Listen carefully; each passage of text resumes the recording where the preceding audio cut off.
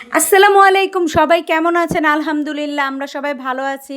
আশা করি আপনারাও সবাই ভালো আছেন। আজকে তৈরি করে দেখাবো হচ্ছে বিফ তেহারি। ঠিক আছে? তো এখানে আমার ছেলেটা ভিডিও করতেছে। আমি বিফ তেহারির জন্য মাংসগুলোকে প্রিপেয়ার করে নিচ্ছি। ছোট ছোট বটি করে নিচ্ছি। তেহারির সাইজের মাংসগুলো আমি একটু ছোট ছোট করে নিচ্ছি। এই যে দেখুন গাইস, আমি বটি দিয়ে সুন্দর করে মাংসগুলোকে ছোট ছোট টুকরো করে নিচ্ছি। আর হাড়গুলোকে আমি আলাদা করে রেখেছি। মানে তেহারির মধ্যে হাড় দিলে ভালো লাগে না। তেহারির পুরন ঢাকার স্টাইলের একটু রান্না করব। ছেলে যেহেতু আবদার করছে, এই জন্য আমি আজকে বিফ তেহারি রান্না করে দেখাবো।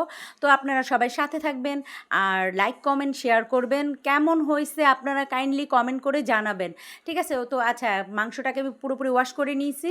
তারপরে এখানে দিয়ে দিচ্ছি আদা বাটা, রসুন বাটা, তারপরে দিয়ে দিব যে পেঁয়াজ বাটা আর কাঁচামরিচ কিশমিশ একসাথে ব্লেন্ড করে আমি আলাদা করে, আমি এখানে কিন্তু পেঁয়াজ কুচি দেই নেই, শুধু পেঁয়াজ ব্লেন্ড করে সেটা দিয়েছি। এই যে দেখুন গাইস। আর তারপরে দিব হচ্ছে ধনিয়া গুঁড়া, তারপরে দিব হচ্ছে আমার একটা স্পেশাল মশলা, যেটা আমি ওই যে চাঁদ রাতের দিন বানায় রাখছিলাম সেটা। এটা আপনারা চাইলে মুরগি, খাসি যেটা ইচ্ছা সেটার মধ্যেই দিতে পারবেন। রান্নার টেস্টটা খুবই খুবই নাইস আসে। আর এখানে দিয়ে দিলাম এই যে ধনিয়া গুঁড়া, যতটুকু ছিল ততটুকু দিয়ে দিয়েছি। আর দেখুন গাইজ, লবণ পরিমাণ মতো, স্বাদ মতো, যতটুক লাগে ততটুক দিবেন। ঠিক আছে? তারপর সমস্ত মশলাগুলো একসাথে করে আমি সুন্দর করে মাখায় নিচ্ছি, যাতে করে মশলাগুলা মাংসের ভিতরে ঢুকে। একটু সাইডে রেখে দিয়েছি ম্যারিনেটের জন্য। ঠিক আছে? তো যাই হোক, এই যে দেখুন চুলায় বসাই দিচ্ছি গাইজ। এই যে দেখুন খুবই সুন্দর একটা ফ্লেভার বের হচ্ছে আর কি। মাত্র চুলোয় দিচ্ছি তো এই জন্য আমি এটা এক হাতে, মানে নিজের এক হাতে রান্না করতেছি আর এক হাতে ভিডিও করতেছি। গাইজ কেমন হয়েছে জানি না। আচ্ছা যাই হোক, এই যে দেখুন তেল, পর্যাপ্ত পরিমাণ তেল দিয়েছি। তেহারিতে একটু তেল একটু বেশিই লাগে। যারা ডায়েটে আছেন তারা একটু অ্যাভয়েড করবেন। ঠিক আছে? আচ্ছা যাই হোক, এই যে দেখুন গাইস, তারপরে এই যে মশলাটাকে সুন্দর করে কষাই নিব। তারপরে আমরা মানে 5-10 মিনিট পর পর আপনাদেরকে একটু ঢাকনা তুলে দেখাই দিব, মানে কীরকম হয়েছে, মানে তেহারির রান্নার মাংসটা। ঠিক আছে? তো আচ্ছা সাথে থাকুন। এই যে দেখুন ফ্লেভারের জন্য কতগুলো কাঁচামরিচ আমি আস্ত দিয়ে দিলাম। এটা কিন্তু ঝালের জন্য দিইনি, আমি কাঁচামরিচ যা দিছি ব্লেন্ড করে দিছি। এই যে দেখুন গাছ, সুন্দর করে বলক চলে আসছে, আমি ঢাকাটা উঠাই দিছি।